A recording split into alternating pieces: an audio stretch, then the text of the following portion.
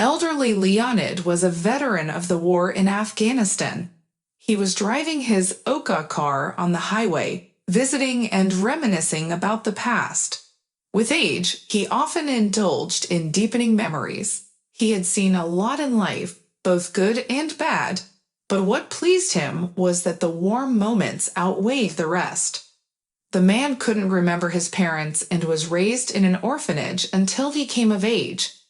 The services there were good, and back then, everything was well organized. Regular inspections were conducted, just as they should be. Children were allowed to express themselves through various activities. Leonid was passionate about sports, and everything came easily to him, especially playing football with the other kids. He had excellent health and stamina, and his talent did not go unnoticed.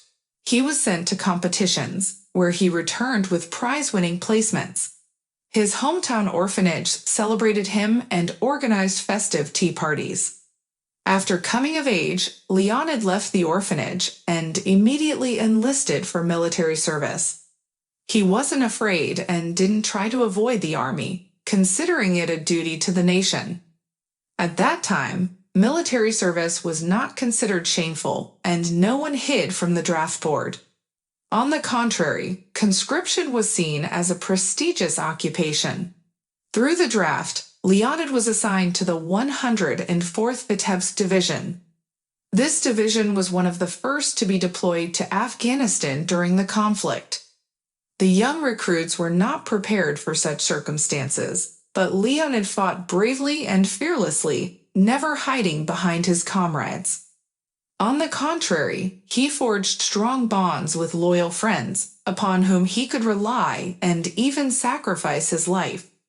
A month before his demobilization, all the paratroopers were excited about the thought of returning home.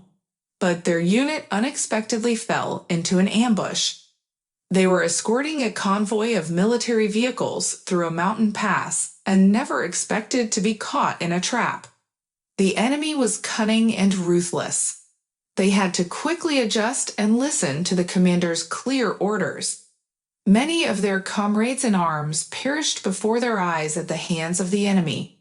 It was difficult for Leonid to recall those events without tears.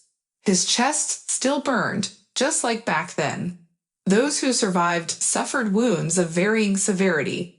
Leonid was also hit by shrapnel, resulting in the loss of both his legs.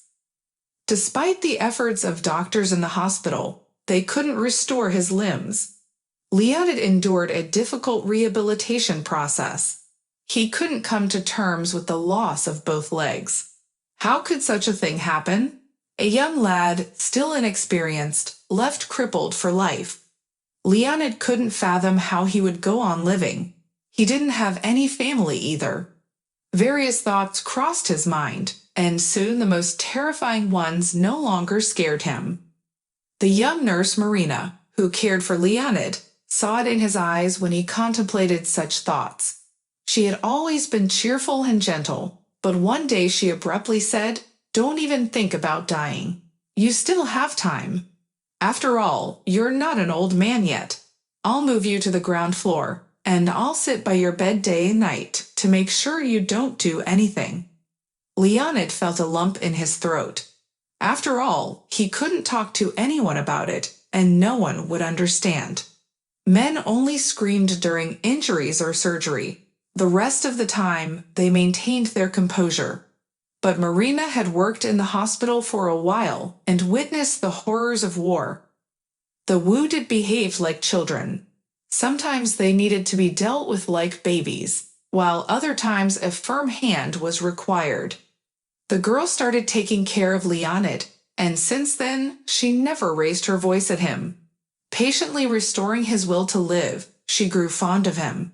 She was incredibly beautiful, and her character was such that it was impossible not to fall in love with her. Leonid was lucky that Marina eventually became his wife. He couldn't believe that such a beauty could love him and take on such a burden for a lifetime. Living with a colleague, he couldn't refuse that anymore. Even if he left, he would suffer for the rest of his life. The man loved, respected, and was slightly afraid of his petite wife. By her side, he felt like a complete man, willing to move mountains for the well-being of their family. He didn't drown his sorrows or lose hope, like many in his situation. The couple was able to afford prosthetics, and Marina helped Leonid adjust to them. She was always delighted by even the smallest successes. Undeterred, Leonid regained his footing and pursued higher education. Later, he found work as an agronomist in his hometown. Marina became a respected specialist, and many sought her advice. He was respected, loved, and people simply dropped by for a visit. Marina baked delicious pies, and neighbors gathered for tea to savor the aroma In their marriage, of freshly Leonid baked and pastries. Marina Had a son, Ilya, who was healthy and stubborn like his mother, and lively like his father. The couple also maintained a beehive and had a standard household with cows, geese, and chickens. By rural standards, their family could be considered prosperous. "You're growing up so handsome," the neighbors would tell Marina, already looking for potential suitors for their daughters. Ilya was very similar to his father and always actively helped in the garden. He wanted to join the paratroopers and follow in his father's footsteps. Leonid supported his desire, although he knew that the army was still far away. After being conscripted, Ilya became interested in skydiving. He became strong and resilient. Ilya was always honest and didn't bend to anyone. He earned the respect of his comrades and his father, not bringing shame to them. When he returned home in his new military uniform, everything was as it should be. His parents were overjoyed to see their son, and his determination impressed them. "Sorry, but I need to sort out my life. It's not such a small task," Ilya said after the first dinner with his family. "I won't stay in the village forever, no matter how much I love it here. I want to see more of the world." "Why do you need that city, son? You always loved nature," Leonid asked. "Is there a girl waiting for you there?" "No, Dad, not yet. But it's time for me to start building my future. I'll stay with you for a little longer, and then I'll go find my place. Don't worry about me." "You're right, you're already grown up and can make your own decisions. You can't live with your parents forever. You need to have your own corner too. Move to the city or find a job, just like I joined the police. You've been accepted into the Rapid Response Squad with strong guys like yourself." 2 years have passed since then, and during that time, Leonid buried his beloved wife and managed the household alone. He was passionate about beekeeping, and his diverse and delicious honey became known throughout the region. He had a new car, which he affectionately called Vaska. It looked brand new. Leonid drove out of the garage and headed to the district center to visit a friend and taste his linden honey. He was bored of being constantly alone and wanted to chat with someone and reminisce about the old days. The men didn't want to leave before their son, whom they considered their own. They had already noticed from a distance that the guys from the setup were tough, rude, and stubborn. They usually targeted pensioners who would immediately get confused and frightened in such situations, easily parting with their money to avoid further trouble. The scammers were compassionate people and considered themselves guilty, wanting to resolve the incident quickly. With these thoughts in mind, the scammers stood on the road, waiting for a suitable victim. Leonid seemed to be the perfect candidate for their mischief. They cut him off with their BMW and immediately rushed onto the road, shouting about changing a tire. They only grazed the bumper, but they started yelling as if the damage was worth $1 million. "What, old man, can't you see where you're going? Look what you've done to my car. Do you even know how much it's worth? How much will the repairs cost?" One of them began to rant, but the man was still shocked by what had happened. He didn't understand where they came from and why they were accusing him. "Young men, you jumped in front of my car yourselves. How could I, in my little swallow, hit you like that? You need to be more careful, he replied, staring at the scammers. I need to be more careful, and I'll teach you a lesson in attentiveness right now. Come on, get out of your carriage, get your wallet out. How much do you have there? Come on, we won't look at how much you have. We'll take everything we need.